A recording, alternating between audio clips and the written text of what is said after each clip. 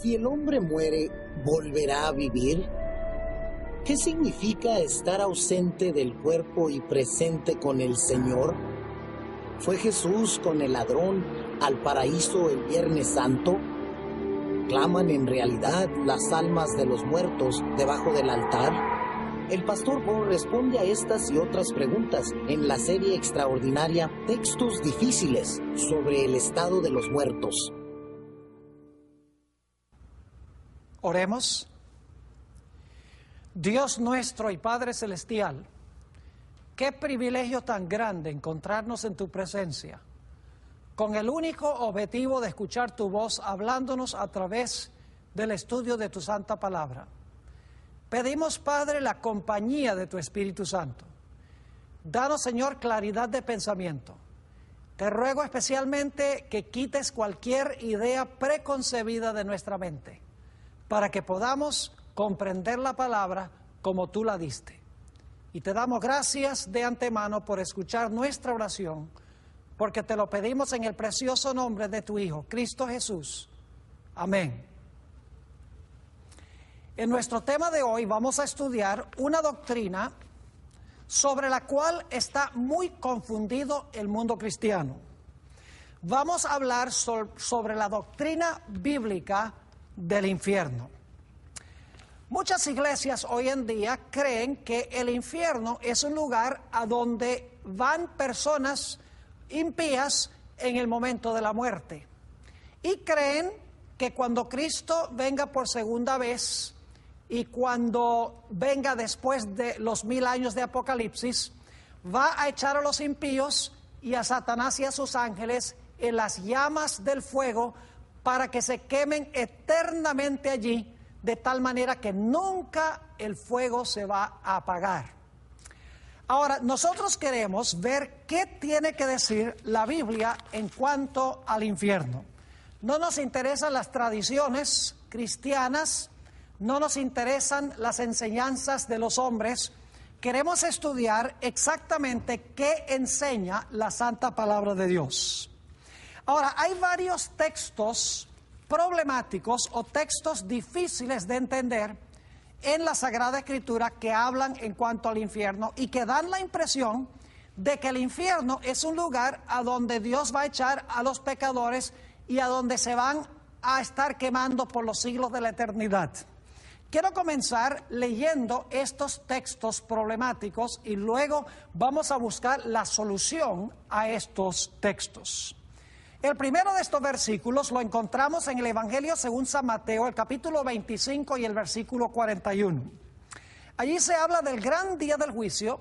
Jesús está sentado en un trono blanco, pone los cabritos a su lado izquierdo, porque ellos son los perdidos, y luego nos dice en Mateo 25, 41 lo siguiente: entonces dirá Jesús también a los de la izquierda: apartaos de mí, malditos, al fuego eterno preparado para el diablo y sus ángeles. Este texto aparentemente dice que el diablo y sus ángeles van a ser echados al fuego eterno, es decir, a un fuego que nunca se va a apagar. Por lo tanto, algunas personas dicen, ven, los impíos, Satanás y sus ángeles van a ser echados en las llamas y se van a estar retorciendo y van a estar sufriendo por la eternidad allí. Otro texto que la gente usa para basar la idea de que los impíos se van a quemar eternamente o van a ser castigados por los siglos de la eternidad es Mateo 25, 46, solo unos 5 versículos más abajo del que leímos, donde dice en cuanto a los cabritos, los que Jesús puso al lado izquierdo, lo siguiente: e irán estos al castigo eterno y los justos a la vida eterna.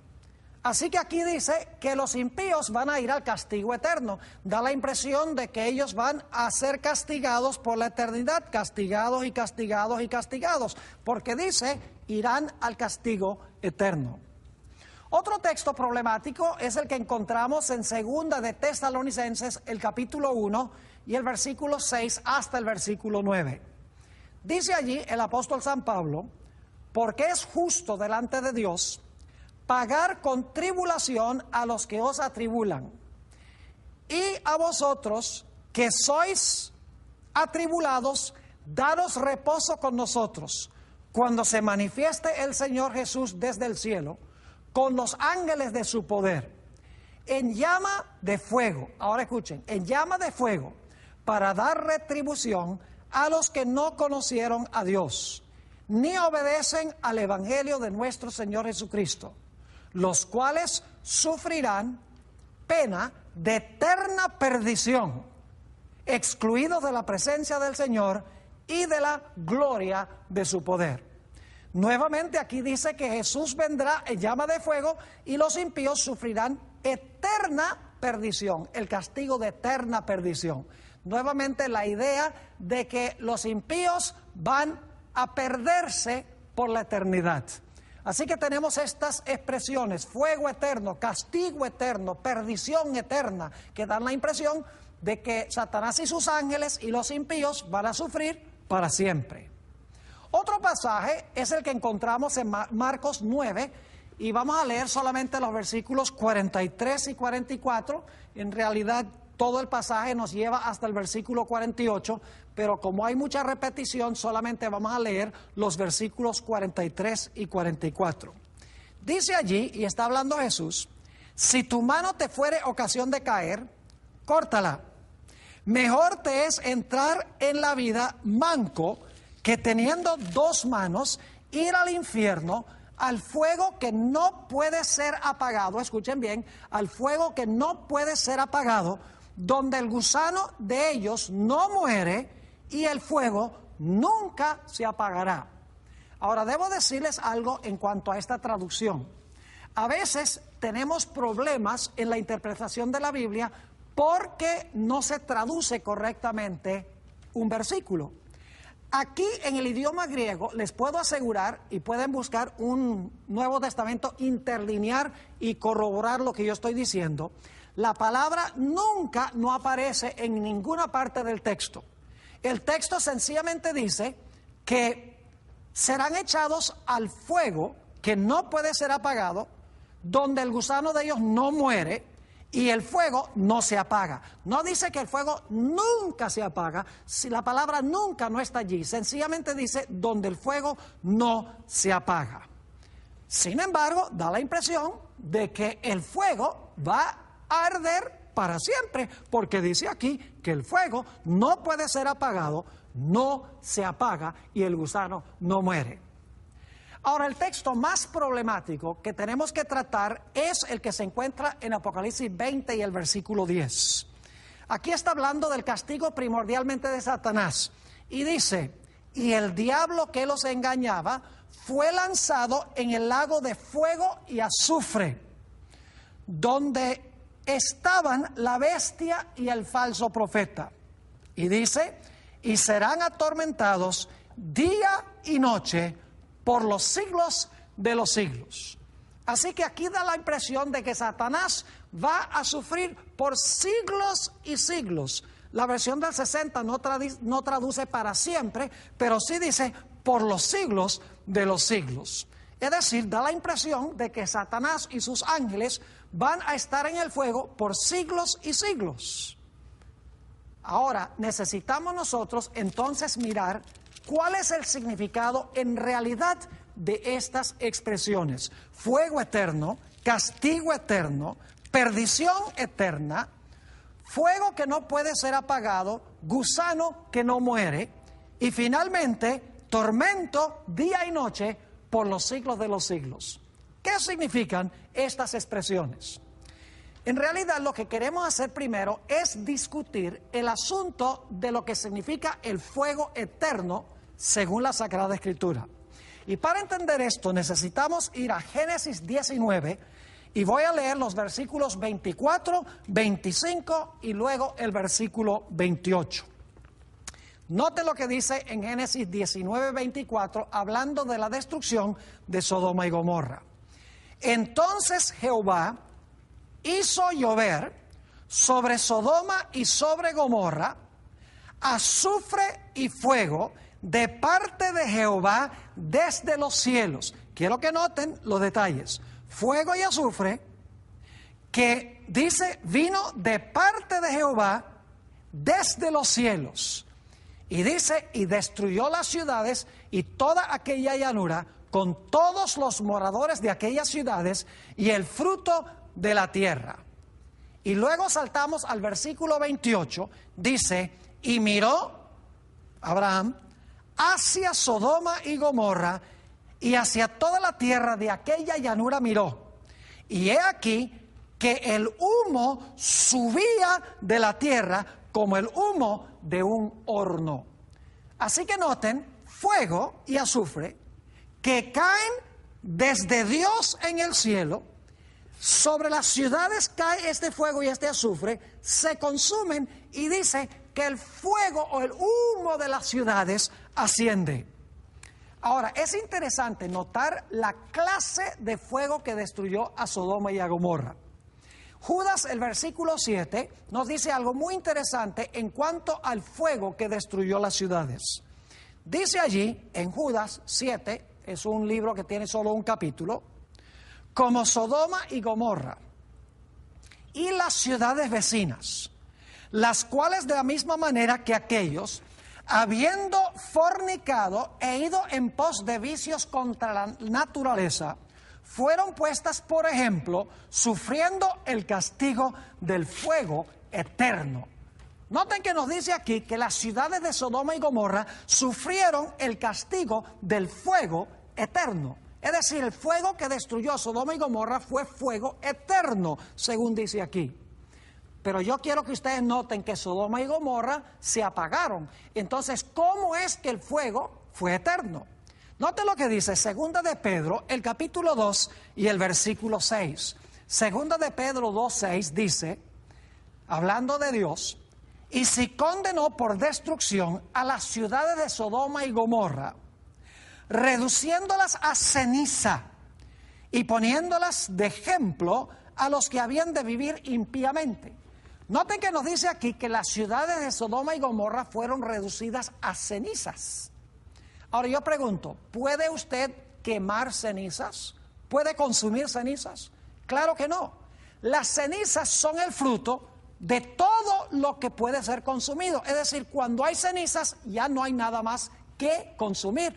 Y lo que está consumiendo el fuego se apaga.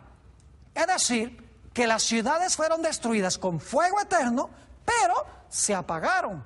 Entonces, ¿cómo entendemos que el fuego era eterno y sin embargo las ciudades se apagaron y dejaron de quemarse?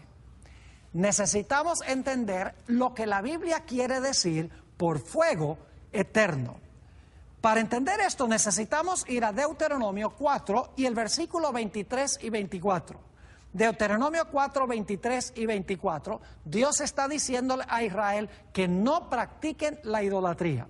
Y dice así, guardaos, no os olvidéis del pacto de Jehová vuestro Dios, que Él estableció con vosotros, y no os hagáis escultura o imagen de ninguna cosa que Jehová tu Dios te ha prohibido. Porque Jehová tu Dios es fuego consumidor, Dios celoso. Noten que este texto nos dice que Dios es el fuego consumidor. La última parte del versículo dice, no practiques idolatría, porque Jehová tu Dios es fuego consumidor. Es decir, Jehová es el fuego. Esta idea es corroborada por el Nuevo Testamento. Hebreos el capítulo 12 y los versículos 28 y 29 nos dicen lo siguiente en cuanto al fuego eterno, en cuanto a Dios como el fuego. Declara, así que, recibiendo nosotros un reino inconmovible, tengamos gratitud y mediante ella sirvamos a Dios, agradándole con temor y reverencia, porque nuestro Dios es fuego consumidor.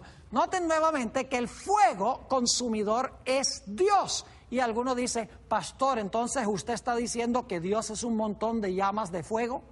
Claro que no. El fuego consumidor en realidad representa algo en cuanto a Dios. Noten lo que dice en Éxodo 24 y el versículo 15 al 17. Éxodo 24, 15 al 17. Vamos a ver en qué sentido Dios es fuego consumidor. Dice allí, en cuanto a Moisés, quien subió a la cima de la montaña, entonces Moisés subió al monte, y una nube cubrió el monte. Y ahora escuchen bien, y la gloria de Jehová reposó sobre el monte Sinaí, y la nube lo cubrió por 6 días. Y el 7º día llamó Moisés de en medio de la nube. Y ahora escuchen bien. Y la apariencia de la gloria de Jehová, fíjense, la apariencia de la gloria de Jehová era como un fuego abrasador en la cumbre del monte a los ojos de los hijos de Israel. Fíjense aquí que nos dice que la gloria de Jehová era como un fuego abrasador. Es decir, el fuego consumidor es la gloria de Jehová. Está rodeado de una luz gloriosa que no puede existir en la presencia del pecado. Un ejemplo de esto lo hallamos en Apocalipsis 15 y el versículo 2, a donde se describe un mar de vidrio que está como entremezclado con fuego. En realidad, este mar de vidrio se encuentra al pie del trono de Dios. Quiero leer ese versículo, Apocalipsis 15, 2. Dice, vi también como un mar de vidrio mezclado con fuego, y a los que habían alcanzado la victoria sobre la bestia y su imagen y su marca y el número de su nombre, en pie sobre el mar de vidrio con las arpas de Dios. ¿Por qué razón se dice que el mar de vidrio parece mezclado con fuego? La razón es muy sencilla, mis queridos amigos. El trono de Dios está por encima de ese mar cristalino. Y cuando la gloria de Dios se refleja en ese mar cristalino como el vidrio, el mar parece como si estuviera revuelto con fuego por la gloria de Dios que se refleja allí. Ahora, a la luz de lo que hemos estudiado, podemos entender un poco mejor lo que significa la expresión fuego eterno, castigo eterno y destrucción eterna. Fuego eterno significa que Dios es el fuego consumidor, la gloria de Dios es el fuego consumidor, y como Dios es eterno, la gloria de Dios es eterna, Dios es fuego consumidor eterno. Pero noten que no son los que son destruidos eternos, sino que el fuego que los consume es eterno, la gloria de Dios es eterna. ¿Qué diríamos de la expresión castigo eterno? Mis amigos, no quiere decir esto que los impíos van a ser castigados y castigados y castigados y torturados por la eternidad. Sencillamente significa que serán destruidos y quedarán destruidos para siempre. Es decir, su castigo durará para siempre porque nunca resucitarán. ¿Y qué significa destrucción eterna? Sencillamente significa que serán destruidos y dejarán de existir de una vez por todas. Su destrucción será eterna, no en proceso, sino en resultado. Y alguno dirá, pero Pastor Bor, ¿qué significa la expresión el fuego que no se puede apagar? Notemos un ejemplo que tenemos en la Biblia, además del que leímos en San Marcos, el capítulo 9, en Mateo 3 y el versículo 12, hablando de Juan el Bautista en cuanto a la venida del Mesías, dice lo siguiente: su aventador está en su mano, y limpiará su era, y recogerá su trigo en el granero, que representa a los justos, y quemará la paja en fuego que nunca se apagará. En realidad la palabra nunca no aparece allí. La palabra griega es asbestos. Es decir, es un fuego que no se puede extinguir, es un fuego que no se puede apagar. No dice que la paja nunca se apagará, no dice que los impíos nunca se apagarán, dice que el fuego nunca se apagará. Dicho sea de paso, hay varios ejemplos de ese tipo de fuego que destruye completamente aquello que está consumiendo. Por ejemplo, algunos de ustedes recordarán la experiencia de los davidianos en Waco, Texas, cuando se incendió el complejo donde ellos vivían. Había un ventarrón de más de 20 millas por hora. más de 30 kilómetros por hora. Era un fuego que ningún departamento de bomberos podía apagar. Es decir, era fuego que no se podía apagar. No significa que no se apagaron esos edificios finalmente cuando fueron reducidos a cenizas. También podríamos pensar de los edificios de la Iglesia Adventista alrededor del año 1900. Varios edificios se quemaron, entre ellos la imprenta y el sanatorio y la iglesia de Battle Creek, porque Dios estaba tratando de indicarle a la Iglesia Adventista de que se esparciera por diferentes sitios y que no se centralizara solamente allí en Battle Creek. Pero es interesante que cuando se quemó el sanatorio, el jefe de los bomberos dijo esto: estos incendios adventistas son raros, pues el agua funciona más como gasolina que agua. Es decir, que el departamento de bomberos no podía apagar esos fuegos. Era fuego inapagable. ¿Saben ustedes que Eusebio, el gran historiador cristiano, mencionó a 3 individuos que fueron martirizados por su fe? Se llamaban Cronio, Juliano y Alejandro. Y dice Eusebio que estos hombres fueron quemados con fuego asbesto, es decir, con fuego que no se podía apagar. Ahora, ¿significa que nunca se apagaron estos mártires? Lógico, una vez que se consumieron y fueron reducidos a ceniza, se apagaron. Además de eso, necesitamos entender que si Dios es el fuego consume a los impíos, consume a Satanás y a sus ángeles, pero el fuego sigue existiendo porque el fuego es la gloria de Dios. Dios es el fuego consumidor. Lo que el fuego consume se apaga, pero el fuego en sí sigue porque el fuego es Dios y Dios es eterno. Ahora, necesitamos notar que la Biblia nos dice que los impíos serán devorados, los impíos serán destruidos. La Biblia es clara. Noten Malaquías 4 y el versículo 1 al 3. Porque he aquí, viene el día ardiente como un horno, y todos los soberbios y todos los que hacen maldad serán estopa. Mis queridos amigos, la estopa se quema muy bien. Sigue diciendo, aquel día que vendrá los abrazará. Ha dicho Jehová de los ejércitos, y no les dejará, fíjense, no les dejará ni raíz ni rama. La raíz es Satanás y las ramas son sus seguidores. Como Jesús dijo, yo soy la vid, vosotros los pámpanos. Jesús es la vid, los pámpanos son sus seguidores. Sigue diciendo, mas a vosotros, los que teméis mi nombre, nacerá el sol de justicia y en sus alas traerá salvación. Y saldréis y saltaréis como becerros de la manada. Hollaréis a los malos, y ahora escuchen bien, los cuales serán ceniza bajo las plantas de vuestros pies en el día en que yo actúe, ha dicho Jehová de los ejércitos. Fíjense que cuando llega ese día ardiente como un horno, que va a abrazar a los impíos, que no va a dejar ni raíz ni rama, la Biblia nos dice que los impíos finalmente serán cenizas bajo los pies del pueblo de Dios. Obviamente, si los impíos son reducidos a cenizas, la raíz y las ramas son los impíos, la raíz Satanás, si son reducidos a cenizas, entonces no es posible que los impíos se estén quemando por los siglos de la eternidad. Noten también lo que dice Apocalipsis 20 y el versículo 9, hablando de la destrucción de los impíos. Dice, y subieron sobre la anchura de la tierra, y rodearon el campamento de los santos y la ciudad amada. Esto es después del milenio, los impíos rodean la ciudad. Y dice, y de Dios descendió fuego del cielo y los consumió.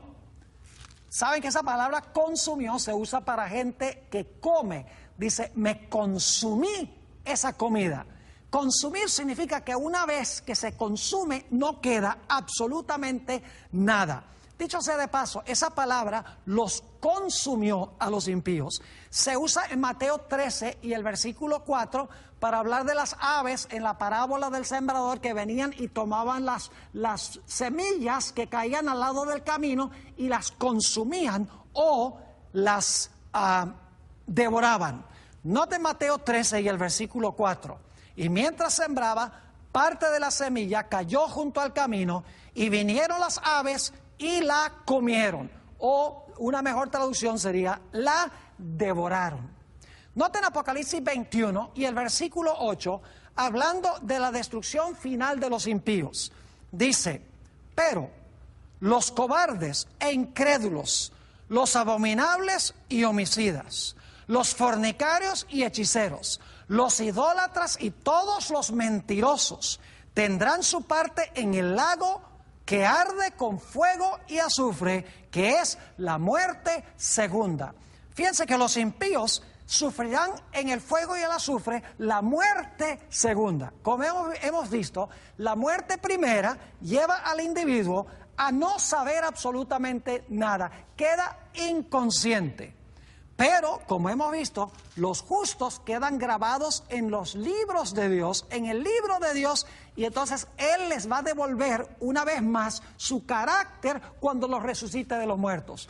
Pero los impíos no van a disfrutar de la misma suerte que los justos, porque los impíos van a ser borrados del libro de la vida, y ellos sufrirán muerte segunda, que es la muerte de la cual nunca habrá una resurrección. Es dejar, dormirán un sueño perpetuo y no despertarán. Ahora, una cosa muy sorpresiva, cada vez que leo este texto la gente se sorprende, es que los que van a vivir en medio de las llamas del fuego eterno no son los impíos sino los justos. Y alguno dice, pero pastor, ¿cómo es que usted dice que son los justos los que van a vivir en medio del fuego eterno? Sencillamente porque la Biblia lo explica así. Los impíos no pueden vivir en la presencia de un Dios santo por la eternidad. No pueden vivir en la presencia de Dios, que es un fuego consumidor, porque ese fuego los consume, los devora, los destruye, dejan de existir, sufren la muerte segunda. Pero los justos, que tienen el carácter de Dios, podrán vivir en la presencia de Dios, quien es fuego consumidor, y no ser destruidos. Noten Isaías 33, 14 y 15. Los pecadores se asombraron en Sión. Espanto sobrecogió a los hipócritas. Y luego se hace la pregunta, ¿quién de nosotros morará con el fuego consumidor? ¿Quién de nosotros habitará con las llamas eternas? Fíjense la pregunta, ¿quién va a habitar con las llamas eternas? ¿Quién va a morar con el fuego consumidor? Escuche la respuesta. El que camina en justicia y habla lo recto, el que aborrece la ganancia de violencias, el que sacude sus manos para no recibir cohecho, el que tapa sus oídos para no oír propuestas sanguinarias, el que cierra sus ojos para no ver cosa mala. ¿Se fijaron que son los justos los que van a vivir con el fuego consumidor y habitar con las llamas eternas? Porque los impíos no podrían subsistir. El fuego los consumiría. Ahora saben que el fuego común y corriente necesita combustible para reabastecerse, pero Dios no necesita algo que consumir para abastecerse. Es decir, Dios como fuego consumidor es autoabasteciente. Ahora necesitamos hacernos la pregunta, ¿por cuánto tiempo sufrirán los impíos? ¿Por cuánto tiempo sufrirá Satanás junto con sus ángeles? Bueno, vamos a notar en primer lugar que el sufrimiento será según las obras o según la vida de la persona, el grado de pecaminosidad. Noten Lucas 12, 47 y 48. Lucas 12, 47 y 48. Hay diferentes grados de castigo. Dice, aquel siervo que conociendo la voluntad de su Señor, no se preparó, ni hizo conforme a su voluntad, recibirá muchos azotes, fíjense. Mas el que sin conocerla hizo cosas dignas de azotes, será azotado poco, porque a todo aquel a quien se haya dado mucho, mucho se le demandará, y el que mucho se le haya confiado, más se le pedirá. Es decir, hay grados de castigo dependiendo de la cantidad de luz que hemos recibido y el uso que hemos hecho de esa luz. También en Apocalipsis 20 y el versículo 13 nos explica que el castigo será conforme a las obras que se cometieron mientras vivimos en este cuerpo mortal y corruptible.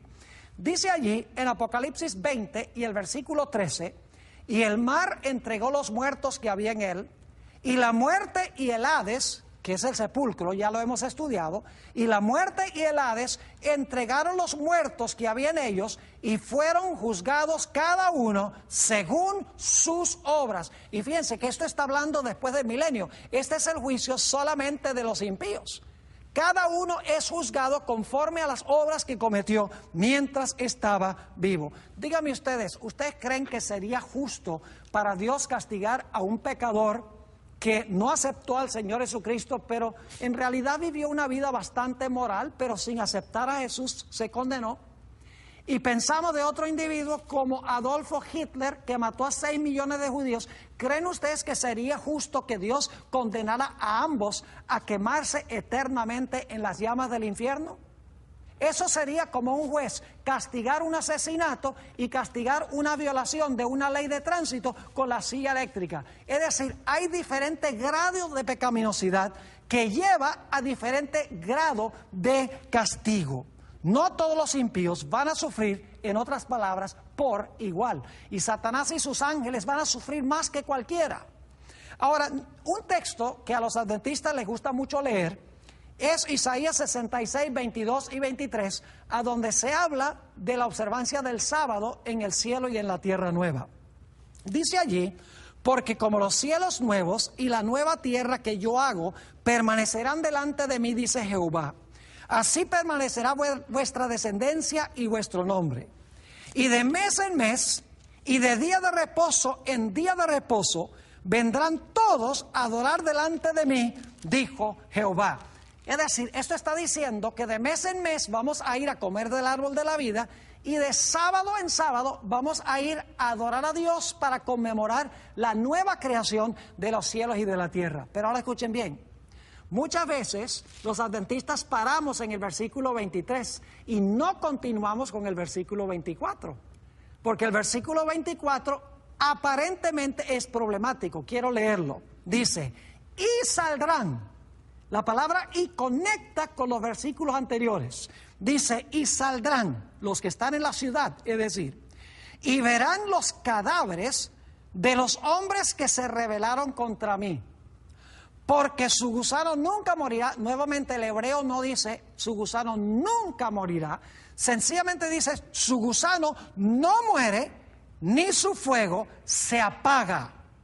Y serán abominables a todo hombre. Es decir, que el gusano no muere mientras hay algo que consumir. El fuego no se apaga mientras hay algo que consumir. Claro, el texto más problemático es el que encontramos en Apocalipsis 20 y el versículo 10, a donde nos dice: y el diablo que los engañaba fue lanzado en el lago de fuego y azufre, donde estaban la bestia y el falso profeta, y serán atormentados día y noche por los siglos de los siglos. Ahora, ¿qué quiere decir esto? Que Satanás será atormentado con fuego y azufre por los siglos de los siglos. ¿Será que el fuego que consume a Satanás no se va a apagar por siglos? ¿Será posible que algunos pecadores se van a quemar por un largo periodo de tiempo? Mis queridos amigos, yo quiero decirles que la Biblia enseña que la gente se va a consumir de acuerdo a su grado de pecaminosidad. Pero escuchen bien, finalmente, no importa por cuánto tiempo tengan que consumirse, finalmente todos se van a apagar. Dios seguirá existiendo como fuego devorador o fuego consumidor, pero ellos se apagarán porque no habrá más nada que consumir. Pero cada uno sufrirá de acuerdo a sus obras. Esto es justicia, mis queridos amigos. No sería justo que todos sufrieran por igual, porque hay diferente grado de pecaminosidad. Cada uno es recompensado según sus obras, cada uno es castigado según sus obras. Y ustedes dicen: pero pastor, ¿cómo sabe usted que finalmente Satanás se va a apagar y que los impíos se van a apagar? Porque ahí dice: serán atormentados día y noche por los siglos de los siglos. ¿Cómo sabe usted que finalmente Satanás y los impíos se van a apagar, aunque se van a quemar por un largo periodo de tiempo? Note lo que dice Ezequiel 28 y el versículo 18 y 19. Está hablando aquí de Satanás. Y claro, Satanás originalmente se llamaba Lucifer, era un querubín cubridor. Dice en Ezequiel 28 y el versículo 18 y 19 en cuanto a Satanás: con la multitud de tus maldades y con la iniquidad de tus contrataciones profanaste tu santuario. Yo pues saqué fuego de en medio de ti, el cual te consumió. Fíjense la expresión, te consumió. Y te puse ahora escuchen, en ceniza sobre la tierra a los ojos de todos los que te miran. La Biblia dice que Satanás será reducido a ceniza. Quiere decir entonces que se va a apagar. Y sigue diciendo: todos los que te conocieron de entre los pueblos se maravillarán sobre ti, espanto serás y para siempre dejarás de ser. ¿Qué significa esa expresión, dejarás de ser? Yo creo que la Biblia es clara. No va a existir más. Dejar de ser significa dejar de existir. Satanás será reducido a cenizas y dejará de existir aún después de sufrir un largo periodo de tiempo, como notaremos en unos momentos. Otro texto que nos dice que Satanás y los impíos se van a apagar finalmente es Malaquías 4 y el versículo 1 al 3. Porque he aquí, viene el día ardiente como un horno, y todos los soberbios y todos los que hacen maldad serán estopa. Aquel día que vendrá los abrazará, ha dicho Jehová de los ejércitos, y no les dejará ni raíz ni rama. Ahora escuchen bien, la raíz es Satanás y las ramas son sus seguidores. Como Jesús dijo: yo soy la vid y mis seguidores son los pámpanos. Sigue diciendo: mas a vosotros los que teméis mi nombre, nacerá el sol de justicia y en sus alas traerá salvación. Y saldréis y saltaréis como becerros de la manada. Hollaréis a los malos, y ahora escuchen, los cuales serán ceniza bajo las plantas de vuestros pies en el día en que yo actúe, ha dicho Jehová de los ejércitos. Fíjense que los impíos, las ramas, también serán reducidas a cenizas. Es decir, los impíos también en algún momento se van a apagar. Satanás se va a apagar y también los impíos se van a apagar. Pero Dios, quien es el fuego abrasador, la gloria de Dios que es eterna, seguirá existiendo. Se autoabastece la gloria de Dios, el fuego que menciona la Sagrada Escritura. Aún después que se apaguen todos los impíos, Satanás y sus ángeles, Dios seguirá existiendo como el fuego consumidor y su pueblo habitará en su presencia. Ahora quiero leerles un testimonio muy interesante escrito por Elena White, porque yo estoy seguro que muchos están haciéndose la pregunta: ¿de dónde saca el pastor Bohr esta idea que Satanás va a sufrir por un largo periodo de tiempo? Algunos pecadores van a sufrir también bastante largo tiempo y otros pecadores solamente van a quemarse un corto periodo de tiempo. ¿De dónde saca el pastor Bohr eso? Lo primero que quiero hacer es leer un par de citas de una autora que se llama Elena White y luego vamos a ir a la Biblia para ver cuál es la base de lo que ella está diciendo. Esta señora escribió este mensaje muy temprano en su ministerio. Tuvo un ministerio de 70 años aproximadamente, pero esto lo escribió muy temprano en su ministerio. Se encuentra la cita en Primeros Escritos, páginas 290 y 291. Dice: después vi tronos, porque ella está recibiendo una visión.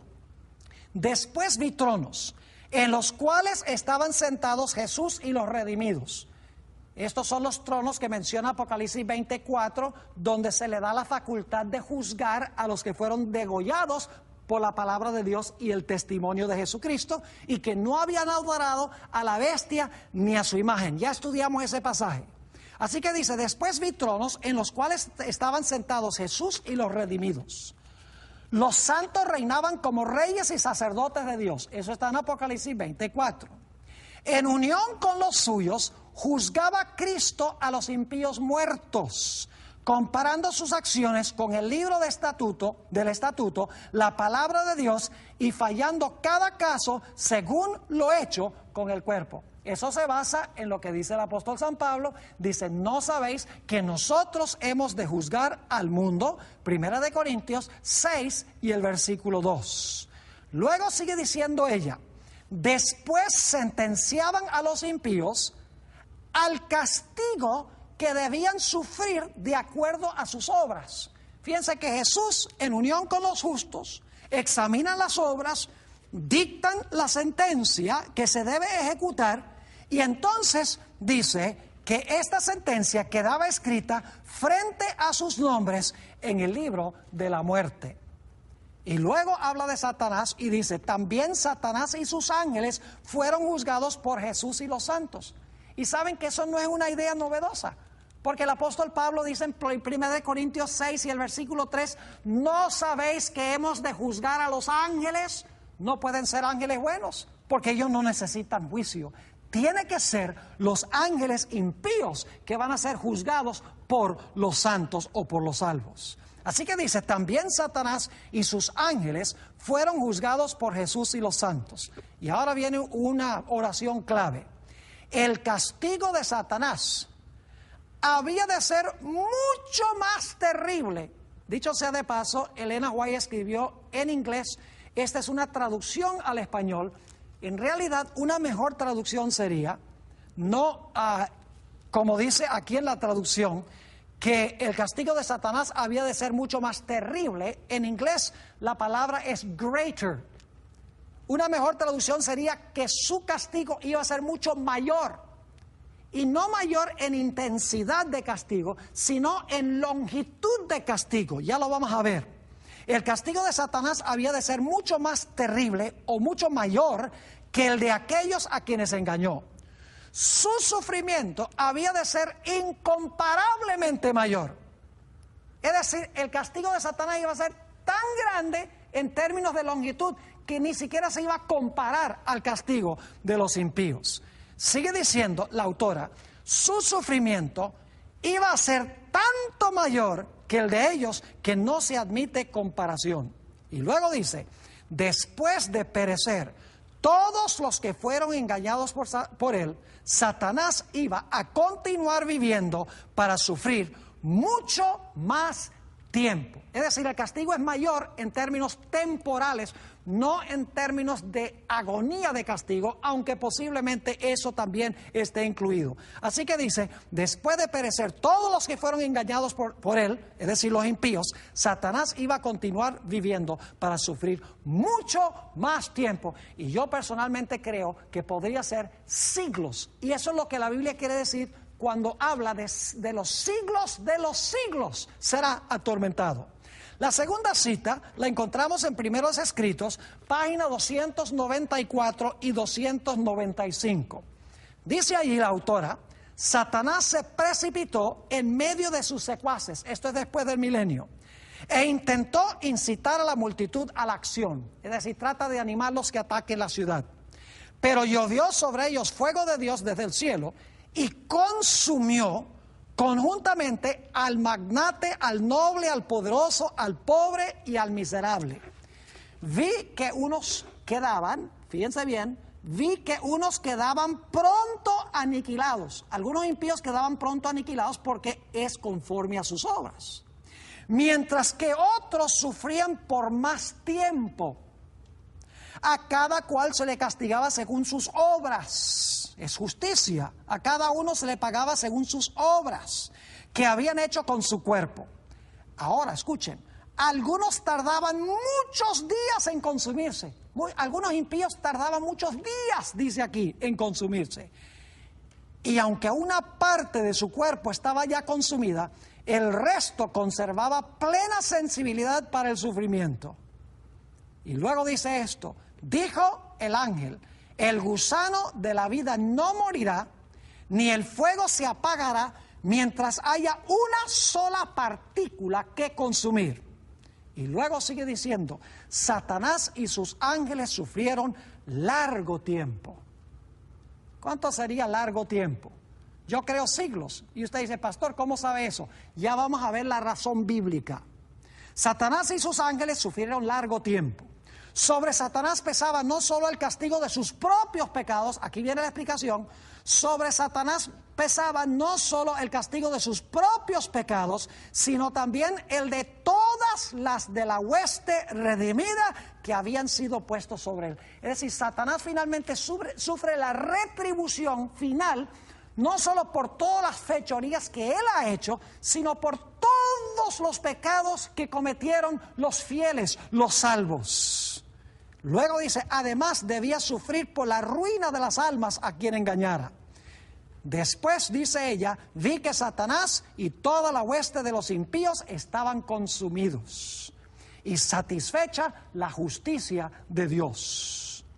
La cohorte angélica y los santos redimidos exclamaron en alta voz, amén. Dijo el ángel, Satanás es la raíz y los hijos son las ramas. Ya están consumidas raíz y ramas. Han muerto de una muerte eterna, nunca resucitarán y Dios tendrá un universo limpio. Fíjense qué interesante, Elena White está en perfecta armonía con la Biblia. Dice que hay diferente longitud de castigo dependiendo del grado de pecaminosidad que tuvo la persona. Satanás será el que más largo sufrirá junto con sus ángeles. Algunos impíos sufrirán también largo, otros serán consumidos en términos cortos. Todo tiene que ver con la justicia de Dios, pero Elena White, contrario a lo que enseñan muchos cristianos, enseñó que finalmente, aunque Satanás se va a consumir por un largo tiempo, y algunos impíos se van a consumir por muchos días, y otros van a ser consumidos por un periodo corto, últimamente todos se apagarán, y finalmente Dios tendrá un universo limpio. Ahora, ¿cuál es el fundamento bíblico para lo que dice Elena G. White? Escuchen bien. Hay que entender esto a la luz del santuario hebreo. En el santuario había un servicio diario. Y en ese servicio diario los pecados del pueblo de Israel eran colocados dentro del santuario por medio de la sangre del sacrificio. Es decir, los pecados que eran confesados por el pueblo y entraban por la sangre al santuario, quedaban registrados en el santuario, pero eran pecados perdonados que estaban en el santuario. Es decir, la gente no tenía que preocuparse porque estaban allí dentro del santuario, porque habían entrado perdonados esos pecados por medio de la sangre del sacrificio. Es decir, durante todo el año el santuario se iba llenando de pecado cubierto por la sangre de Cristo, pecados perdonados. Pero una vez al año era necesario purificar el santuario de todos esos pecados que habían entrado durante el transcurso del año al santuario. Y ese se conocía como el gran día de la expiación. Y en el día de la expiación se escogían 2 machos de cabrío, uno para el Señor y otro para Azazel. Vamos a leer en cuanto a eso en Levítico 16 y el versículo 7. Dice, después tomará los 2 machos cabríos y los presentará delante de Jehová a la puerta del tabernáculo de reunión.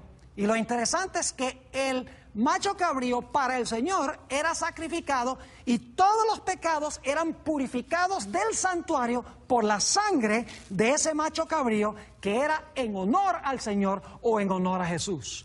Pero después que se había expiado el pecado, después que se había limpiado el santuario de los pecados, el sacerdote había traído sobre sí todos los pecados que habían entrado por la sangre al santuario.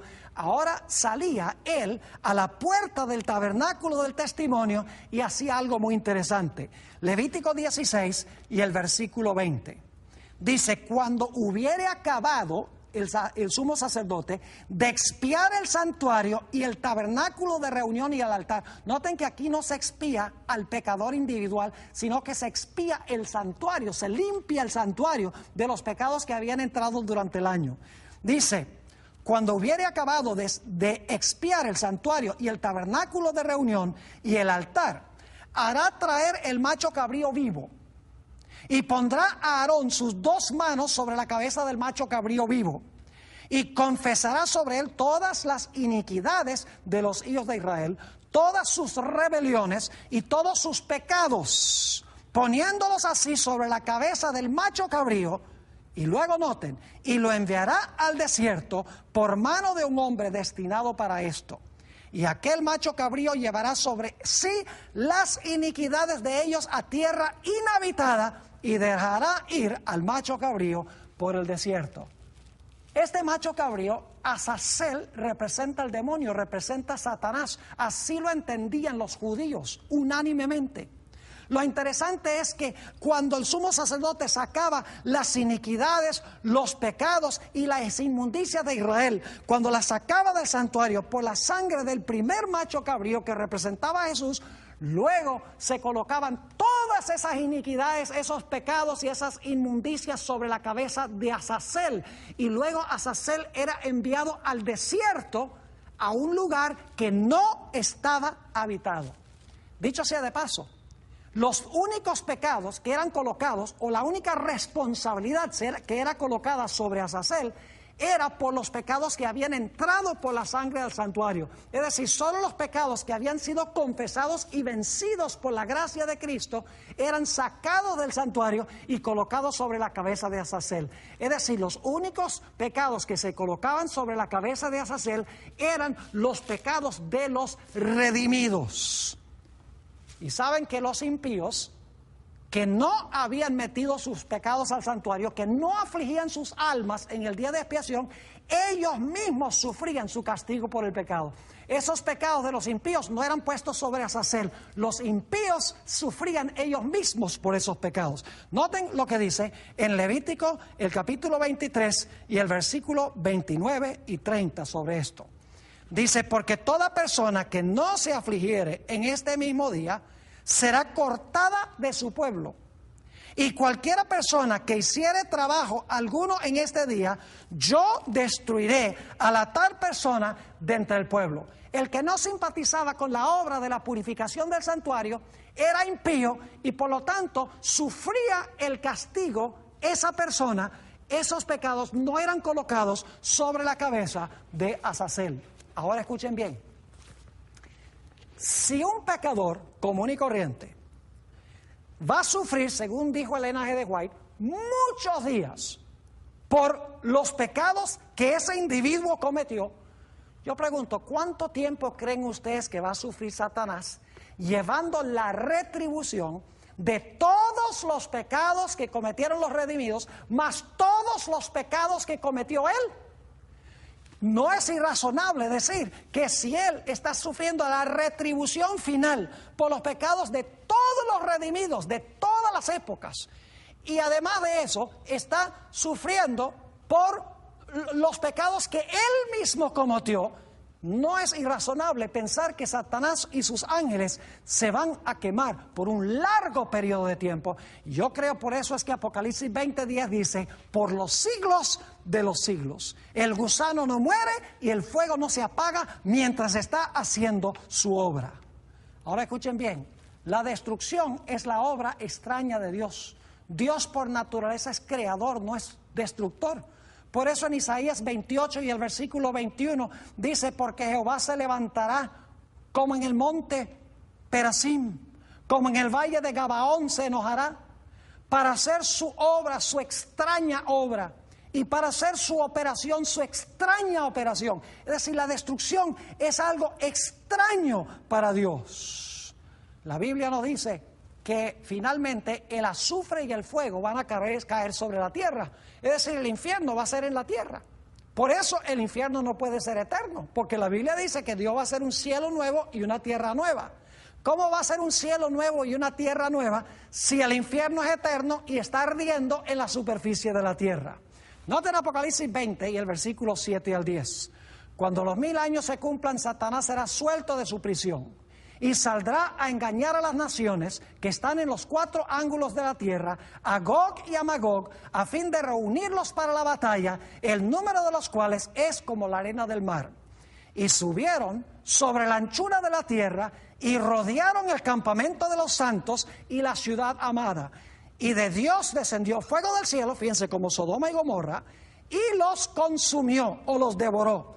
Y el diablo que los engañaba fue lanzado en el lago de fuego y azufre, donde estaban la bestia y el falso profeta, y serán atormentados día y noche por los siglos de los siglos. No dice para siempre, no dice eternamente, sino que dice por los siglos de los siglos. Saben que los eruditos en griego y hebreo dicen que la expresión para siempre en hebreo y en griego no significa sin fin, sino que significa un largo periodo de tiempo cuyo horizonte no se divisa a simple vista. Es decir, las palabras no significan que no habrá un fin. Y luego la Biblia nos dice que después que Dios destruya a Satanás y a sus ángeles y a los impíos, Dios va a hacer un cielo nuevo y una tierra nueva. Leamos en cuanto a eso en Apocalipsis 21 y el versículo 2 hasta el versículo 5. Dice allí: y yo, Juan, vi la santa ciudad, la nueva Jerusalén, descender del cielo de Dios, dispuesta como una esposa ataviada para su marido. Es decir, va a descender la nueva Jerusalén, esa hermosa ciudad. Y oí una gran voz del cielo que decía: he aquí el tabernáculo de Dios con los hombres, y Él morará con ellos, y ellos serán su pueblo, y Dios mismo estará con ellos como su Dios. Enjugará Dios toda lágrima de los ojos de ellos. Y ya no habrá muerte. ¿Cómo es que se puede decir que ya no habrá muerte si los impíos están por allá en un lugar quemándose y muriendo por los siglos de la eternidad? La Biblia dice: enjugará Dios toda lágrima de los ojos de ellos, y ya no habrá muerte, ni habrá más llanto, ni clamor, ni dolor. Fíjense, no van a estar gritando los impíos en un rincón donde se están quemando para siempre. Dice: porque las primeras cosas pasaron. Y el que estaba sentado en el trono dijo: he aquí, yo hago nuevas todas las cosas. Y me dijo: escribe, porque estas palabras son fieles y verdaderas. Mis queridos amigos, el Espíritu Santo ahora quiere, como fuego espiritual, consumir el pecado en tu vida. Quiere limpiar tu vida de la presencia del pecado, porque el Espíritu Santo es fuego consumidor para el pecado. Y si tú consientes, el Espíritu Santo consumirá el pecado. Pero escucha bien: si insistes en aferrarte a tu pecado, el pecado finalmente terminará destruyéndote, porque Dios no puede habitar en la presencia del pecado. Así que mi oración es que nosotros aceptemos en nuestra vida la obra del Espíritu Santo, que consuma el pecado en nuestra vida, de tal manera que podamos habitar para siempre en la presencia del fuego consumidor de un Dios santo.